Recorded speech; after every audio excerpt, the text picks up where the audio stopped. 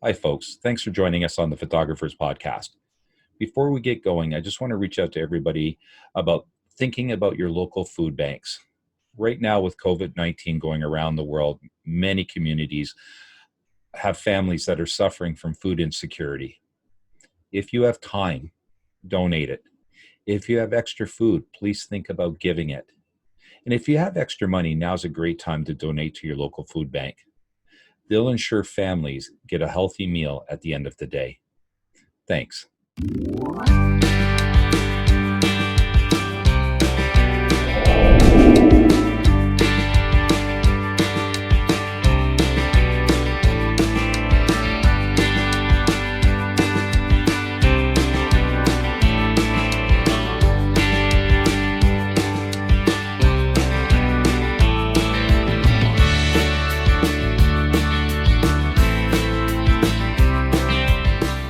Good friend and one of the best graphic artists around, Todd Murrison, is joining us today on the Photographers Podcast. Todd's graphic work has netted him deals with Lexus, the Toronto Blue Jays, and OLG, just to name a couple. In addition to all that, Todd's creative photography is simply spectacular and shows the depth of what art of photography is all about. Todd, thanks for joining us today. Hey, thank you very much, Randy. Thank you once again for the opportunity. I really appreciate it. Well, let's start with some of the companies that you've worked for. Can you give us a little bit of insight to, some of the companies and maybe your favorite campaign? Well, that certainly takes me back. So after 35 years, you do tend to have them all sort of meld together from one to the other. But there were certain ones that did stand out for sure. So there's automotive companies. So you name the brand. I've gone from Lexus, Toyota, GM, Dodge, Ford, everything except maybe Skoda, in, let's say, Yugoslavia. But there's other ones that are food, there's sports, there's entertainment, there's Canadian government, US government. So as you can see, after a while, they definitely start melding in from one another. But there are certain ones that definitely stand out in my mind, for sure. So do you get to take your storyboard from creation to see the video actually being created, or is your job done once the video boards are done? Yeah, you're right on the latter point there. So what happens is, do you want me to just basically talk about the whole creative process? It's rather interesting. Sure. So I'll get a phone call from a creative team at an ad agency generally. And what will happen is they call myself or any other storyboard artist, and they're looking for someone to take this general idea that's in their mind on paper and then put it how it's going to appear in terms of video or in 2D. So they will send me over a script, and then it's my job to basically come up with how it's going to appear visually. So one of the ideas that you have to come up with, taking into consideration budget and then your audience that you're going to be working with, you have to come up with the idea of certain angles, camera angles, wide angles, zoom angles. You have to come up with, let's say, something that lends itself to the actual subject that you're working with, whether it's wide angle, close up, open aperture, closed aperture, the budget that's in terms of the number of people that are going to be in the commercial. So you do have certain actual restrictions that you have in mind, and they tell that to you up front. Sometimes they'll actually say, I got an idea, let's present something, and it's called the old let's present the Cadillac but expect the Volkswagen. So you go in with a huge, what would be an unbelievable budget. Yeah. The client signs off on it, and then boom, you're down to something a little more realistic. So your job is basically just to make their idea, working as a team, the creative department, you're working with some great people, and then you have to come up with a visual concept that hopefully blows away the socks on their end client. Yeah, I can imagine that's both fun and probably a little frustrating at the same time. So Todd, I am going to share one of your campaigns that you were working on for OLG, and so just give me a second to find. How's that? Can you see it now? Yeah. Definitely, yeah, the two campaigns. So Todd, I've got your two campaigns, one from Proline and one from Lexus up on the screen. Yeah. Why don't you just talk a little bit about these two storyboards, which the artwork's awesome. Oh, thank you. Yeah, no problem. Well, if we start on the very first campaign that I'm looking at, here on the left, that was a very interesting concept, because at that time when I was presented the concept, it had never been done before. It was so different that after the meeting, I was scratching my head and almost sweating, because I was thinking, how the heck am I going to create this visually? And there was a lot, I'll be honest, there was an awful lot of back and forth with the creative department, because they had in their mind what they were looking for, but because it hadn't been done, they knew what they wanted, but they didn't know how to describe it. So it was a very interesting way to go back and forth with the client. And they're saying, yeah, now we're getting closer to it. And so that's the actual Lexus spot. And I'm happy to say that I actually won a lot of ad awards and went international across America. Well, that brings up another point for me is, have you, what kind of success have you had in this business? Have you been, brought up for any awards, or, have you been part of any of those types of accolades, I guess is for lack of a better word? Yeah, generally, when you're the storyboard artist, you're considered part of the production team. So when there's awards handed out, you're definitely at the bottom of the list in terms of just one of the people that were on the actual awards list. So there's no recognition per se. You don't receive any paper, but just seeing that your work got published, and honestly, you're just happy that the client is happy and that they've made some money. So the end result is to be part of a creative team and help sell widgets or services.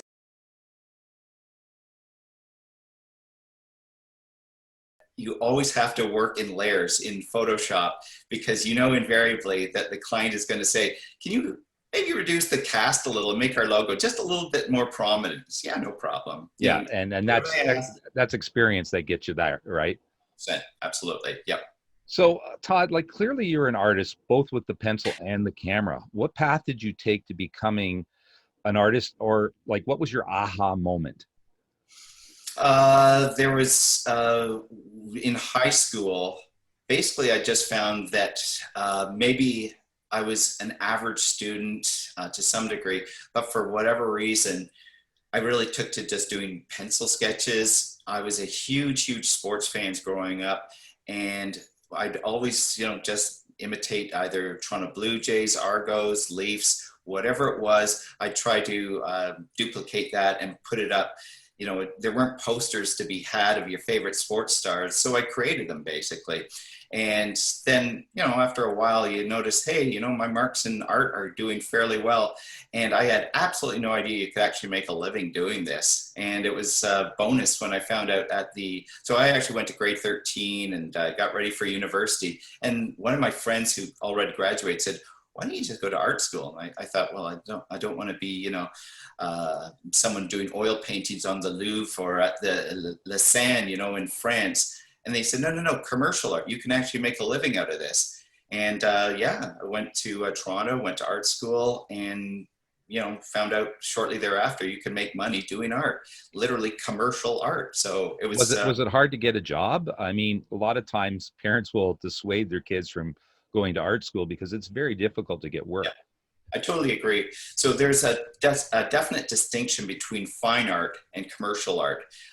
When you go to certain schools, such as I applied for Ontario College of Art and Design, which it was called back in 1982. There's a distinction even between there's a schism between the fine art students and the commercial artists that went in there. The fine art students definitely looked down on us. They just thought, you're selling yourself, you're selling your soul. And I thought, well, you know what? If I do fine art, that's not going to pay the mortgage. So yes, goodbye soul. I'm going to, definitely, get into the commercial art field because I got to make a living, folks. Well, keeping dry and keeping your stomach full is important, right? Yeah, that's what biology says, definitely. Okay, Todd, I'm going to put up your photo of the Golden Gate Bridge right now for people to see, because I know this is a very strong photo for you. Okay. Can you see it on the screen? Yeah, absolutely. Yep. All right. So let's talk a little bit about this, because there's so much drama. That's what draws me to this photo. It's the drama. Mm-hmm. Plus, of course, your additional work, the lighting, the shading. First of all, is this one photo or is this a composite? It's a composite only for the fact that when, well, first of all, if I can just talk about Yeah. the meaning, the personal meaning I had behind it, Randy. Yeah, please. Yeah, this was our, my wife and I, we had our opportunity to go to somewhere different for our 25th anniversary a few years ago. And we thought, what the heck? Let's go where they always say, where I lost my heart. I lost my heart in San Francisco. Well, needless to say, it was somewhere different for us to go to. And yes, we did lose our hearts in San Francisco. It's an absolutely beautiful city for sure. In saying that, we also lost a lot of the interior of our wallet because it's a very expensive city to go to, but well worth it for sure. So one of the things I wanted to do when we were there, because we went to Alcatraz, we had sourdough coming out our ears after a while. We rented the bikes and went across the Golden Gate Bridge and went to Sausalito, drank lots of wine, got to see how the upper half lived. It was an outstanding experience. However, thank goodness my wife had no problem with me carrying around my camera with me the whole time. And this is one of the things I asked her is that, can we please go to, and I know it's been done 1,000 times, but go to one of the two areas that I was looking for, Marshall Beach and this location also. And at the time when we got there, Randy, there was probably 300 tourists and dogs running around. It was right in this is not what I envisioned when I got there. So for 20 minutes or so, I was standing in the water. I was completely soaked, and there was dogs running around me, people doing selfies, selfie sticks on those rocks that you see there. So this is a culmination of probably about 30 to 40 shots and an awful lot of photoshopping to get rid of the people that were there. So again, what you mentioned prior to this is a little bit of that art background comes in when you want to start taking what was there and then making it your own, making it painterly. One of the people I deeply admire from my art background is an artist called Albert Bierstadt. And this is sort of the way he would create his paintings.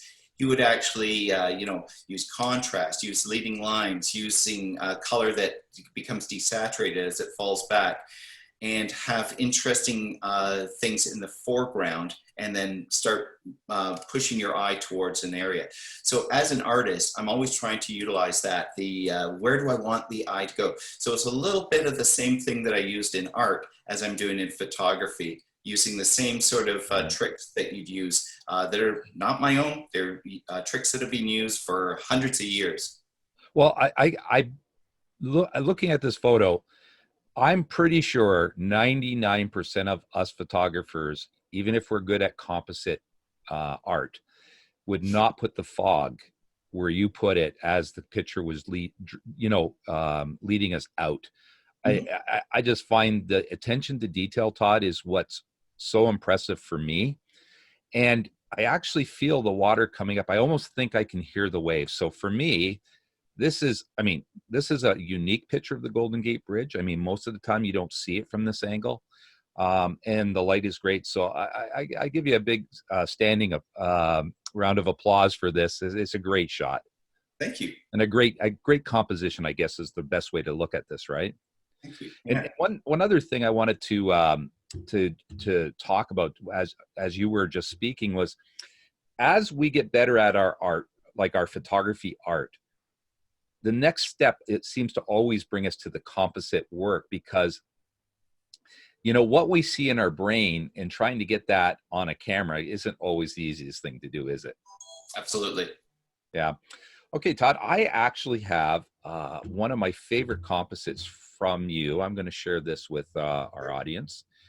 I believe this is called King of the Jungle. Yes. And for me, what draws me to this is, and people have always questioned, oh, did Todd take all those photos? Well, yes, Todd did.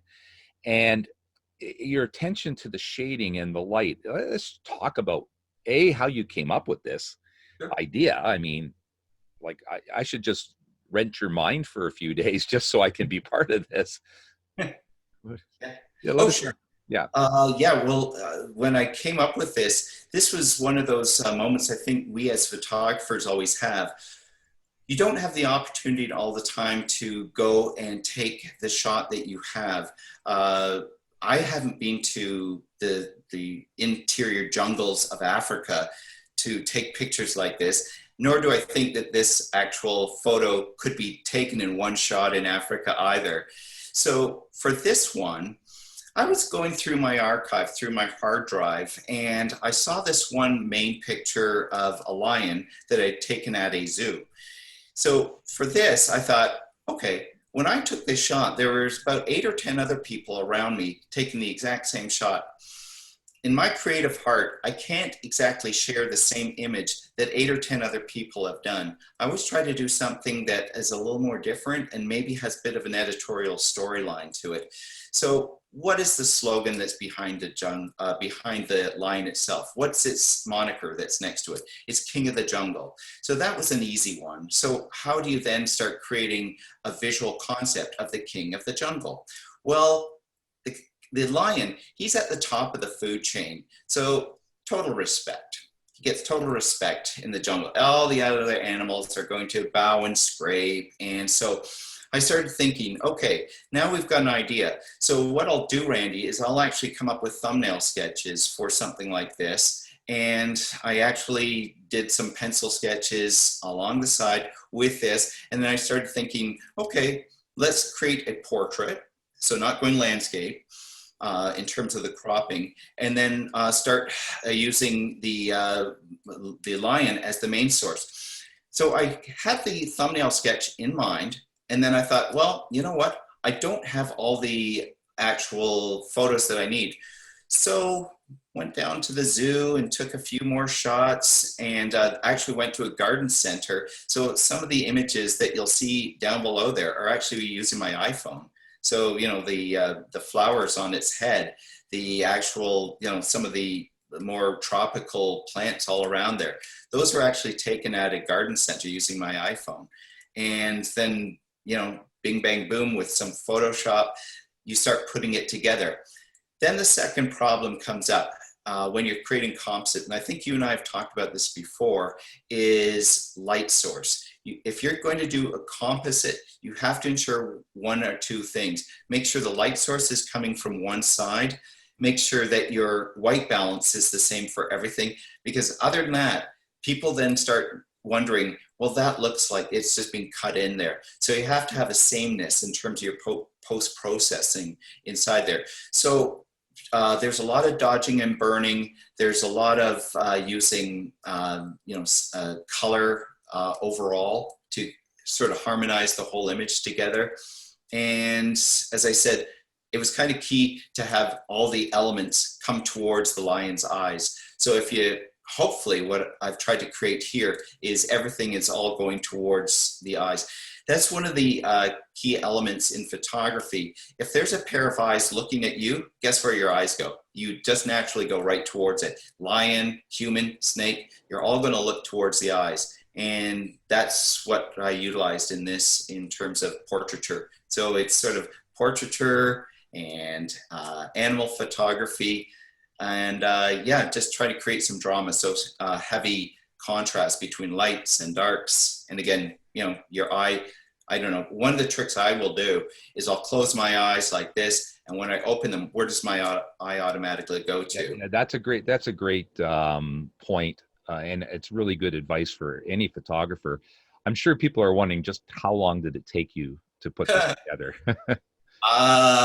That's a great question, because if you mean from inception to final, it was probably about 3 days of post work on this, to be perfectly honest. As you can well imagine, the pen tool and selecting probably took about 70% of the time. You know, each one of those little elements, I think there's about 70 layers on this. So you're using smart objects, you're going into raw filter, back and forth until you're happy with it. And one of the other areas that I try to do is I will simply walk away from a project for a couple of days and come back with a fresh set of eyes.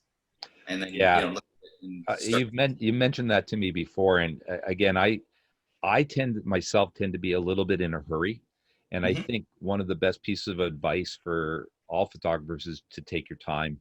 I mean, Yeah. we've all been where we get to a site and we just want to get out and get some pictures because we think they're going to go away. Yep. And it's a real discipline, which I'm still learning myself, to be honest. Yeah, no, totally understandable. One more little trick, if I can share with everyone, which I'll do, and I think I shared this with you in the past, is a simple little trick that you're doing when you're looking at your image and your eyes get used to looking at it, is whether you're working in Lightroom, Photoshop, whatever photo editing software you're using, simply take the image, make a duplicate, and then flop it. Okay? You flop it It over. horizontally. All of a sudden, you'll look at it and say, ah, the crop isn't exactly what I was looking at.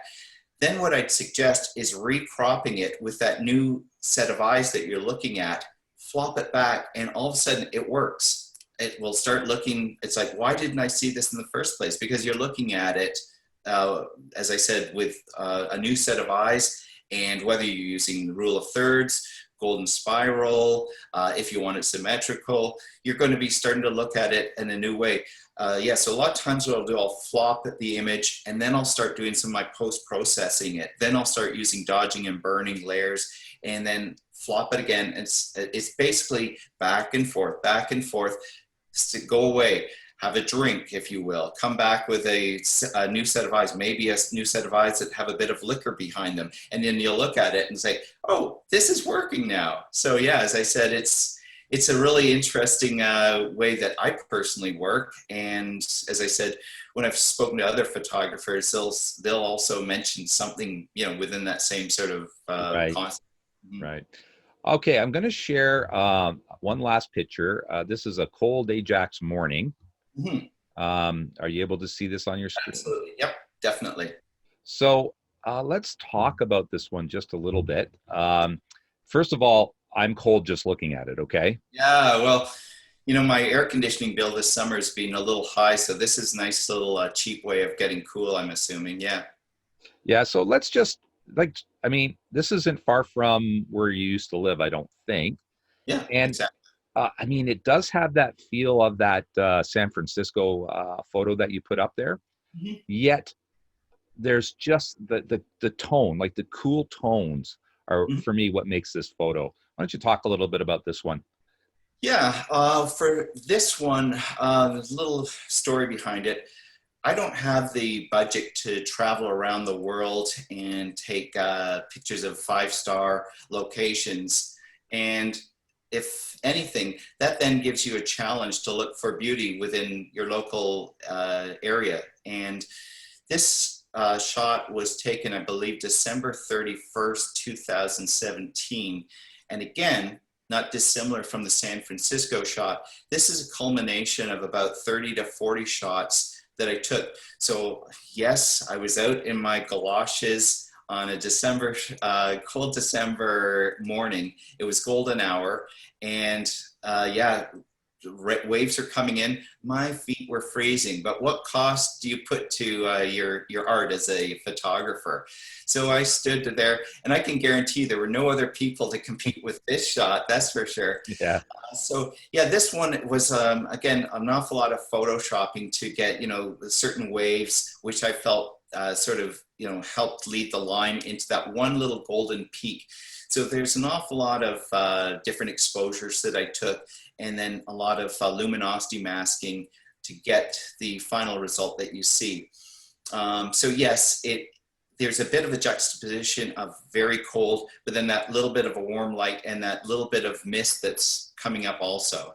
The birds were added in post, but again, I try to utilize them to get the eye to look down where the light is, where Well, it's coming. I love the furthest away bird. I mean, your attention to detail on the light on each of the parts of this photo. I mean, on the closest rock, there's a glow that makes sense. And as I move towards the light, the birds just get lighter and lighter, which is what you would see. So, So I just amazing. yep. So this sort of goes back to what I was talking about. That one artist, Albert Bierstadt, is if you look at some of his imagery, again, the detail, of course, makes sense to have something in the foreground with the most detail. And as you go away further and further into the background, there's going to be more atmospheric conditions. So the light will get, again, more faded, and the colors also tend to get more faded. So you can actually, either through Photoshop trickery or just your natural lens selection that you choose, things will become softer and softer. So in this case, again, I close my eyes, open them, boom, you're utilizing those three main rocks as a bit of a triangle, and they start leading your eye to the sunlight. And that's where eyes tend to go. They tend to go to the brightest point of a photograph. So again, it's using same sort of fine art trickery, if you will. And also, Randy, that this actually has a personal meaning. And this has a personal meaning with you in particular. When in early 2018, I submitted this image when you were the president of the Camera Club and entered it into a general competition. And at the time, it didn't score very well. I think it scored like a 23 or something. And I was a little disappointed with that. I thought, well, I thought I'd do really well. And actually, you and I didn't really know each other back in that time. But at the end of the summary of the judges' results, you actually said, where is Todd Murrison? And I put up my hand, and you said, I don't know what the judges were thinking, but don't change a thing. And please resubmit this image at the end of the competitions at the GTCCC Camera Club. And I took that to heart and really appreciated what you had to say. And this ended up winning, I think, 3rd overall in the landscape competition. So for you, I'd like to thank you for, you know, your advice and support at that time. So yeah, I always think of yourself when I see this image. Well, you know, all we want as human beings and friends is to just have a positive impact on the people that are around us. And listen, I'm a judge too, and sometimes I shake my head. I think sometimes judging just doesn't keep up with the technology. And some people would say, you know, some older judges may say, well, this isn't really a photograph, it's art. Well, guess what? That's what photography is becoming. It's becoming art. So it's my goal in life is to re-educate some of the older thinkers in photography. Yeah. So you know what I mean? Like, yeah. Well, thanks for those words. That was great. You know what? So I would like to know if you can tell our viewers something that they may not know, like a little tidbit that they can take away with themselves to help them either create art or improve their photography. Certainly. If I was to ask myself, what sets you aside from other people? And that is to maybe just think differently and try not to get persuaded by the success of other photographers. Now, having said that, I'd highly recommend looking at as many reference books as possible, looking at as many images as possible, and then start deciphering. Just think, now, what makes this a successful image? And how does this react to my inner vision of things? So not dissimilar from, let's say, the lion image, where there was 8 or 10 other photographers with an equal number of lenses that were capturing the same thing. Ask yourself, do I want to have the same image that they're doing? Or do I want to create, let's say, a little bit of a story behind this one? And then just experiment. There's nothing wrong with experimenting and trying different things. If you see something that you do like on the internet or on a book, duplicate it. I believe you and I talked during the summer about this famous book called Steal Like an Artist. And the whole concept is behind that is to look at as many wonderful images that you want, maybe borrow as much as you can from that image, but then don't duplicate that. Then start trying things a little more creatively that are your own, and then throw it out there and get reaction. Throw it to people who aren't just going to say, oh, that's beautiful, that's perfect. Give it a critical eye. You know, get someone that you trust will give you true critical feedback that is wonderful in terms of, the goods and the bads. And don't take it personally when they give you some negative feedback. Maybe show 10 people And then once you start hearing a common theme, maybe 8 out of those 10 people will say, you know what, my eye keeps going to that part of the photograph that you never even saw in the first place. Lay it across as many eyes as possible.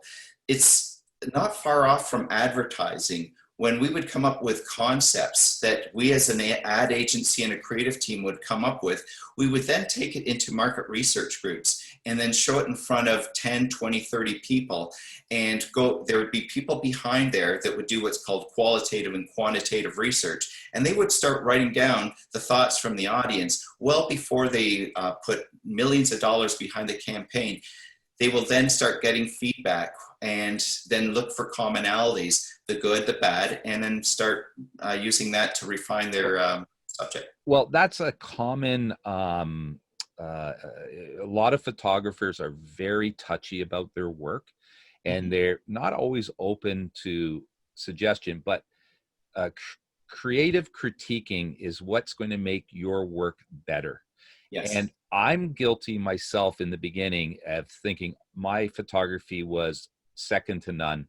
I learned real quick that I'm nothing.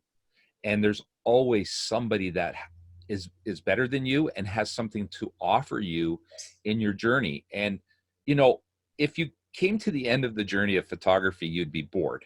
Mm-hmm. And, you know, this is all about how can we make it go further for us? How can we have more fun with it, and how can we ultimately, how can we share what we've learned with other people? Being a mentor is about as satisfying as a thing as you can do.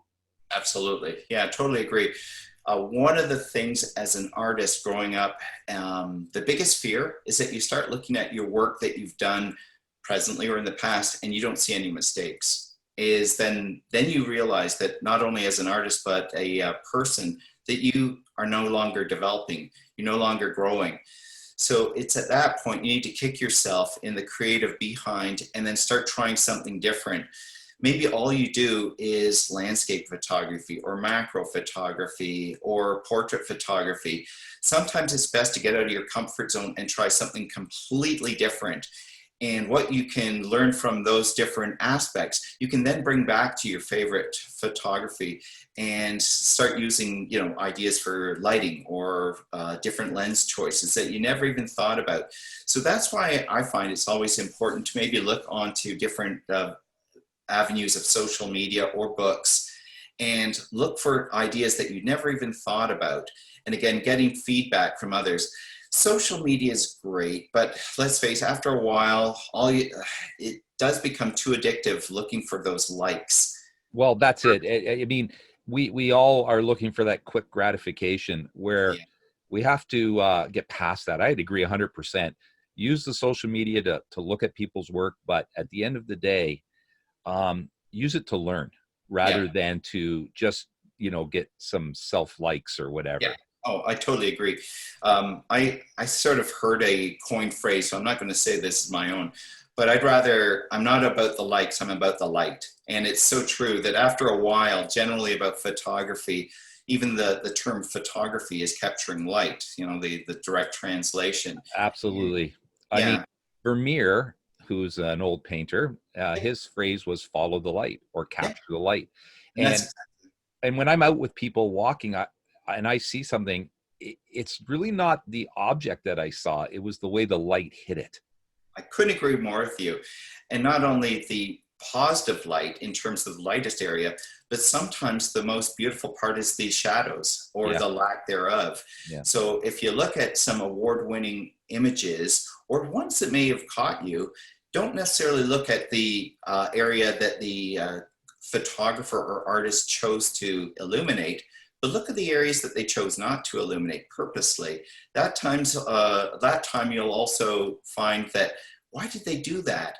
And then start realizing, oh, they're actually in love with the shadows and the drama that creates. So there's so many little things that zoom around in your mind when you're creating an image. And it's interesting, you know, it's like, I never even thought about, you know, embracing the light, but also the shadows. So, and thank God we step out of our box to explore those avenues. So, So Todd, listen, I really want to thank you for the time that we spent with you here. I always find it fascinating talking to you. It's one of my favorite things to do. Thank you. Uh, Same. Listen, where can everybody find your work? Well, there's my graphic design website that I use, and that's toddmurrison.com. And that's my personal website. If you Google it, you will find it. And there, it's mostly my storyboarding work. There's some digital fine art portraiture there, and there's a little bit of photography. So that's my professional website where clients across North America tend to go to hunt me down. And I also have, in terms of social media for Instagram, I've got Todd Murrison Photography, and there's also Todd Murrison Storyboards. I also have a Flickr account, Todd Murrison Photography. It's a little dusty. I haven't touched it in a Yeah. couple of years. And I also have a 500px account also, but mostly I'm on Instagram. Since I switched over there almost 3 years ago, I find that that's where clients tend to go to. They tend to go to Instagram. It's free. You get an awful Yeah. lot Yeah. exposure. You can, you can find people of like kind. If you want to get commercial opportunities down the road, that's where to go. That's, you know what, that's where the money is. That's where, as I said, advertisers tend to go. They go to Instagram. That's where people tend to go. So why not go there? It's Yes. free, Yes. fast, and as I said, that's basically where people can find me if they're interested. Well, folks, I want to thank everybody for tuning into this episode of the Photographers Podcast. I'm going to leave you with some more work from Todd as you continue to watch on. But I'd like you to remind you to press the subscribe button so that you never miss another episode of the Photographers Podcast. Yeah. Thanks for joining us. Thanks once again. Okay.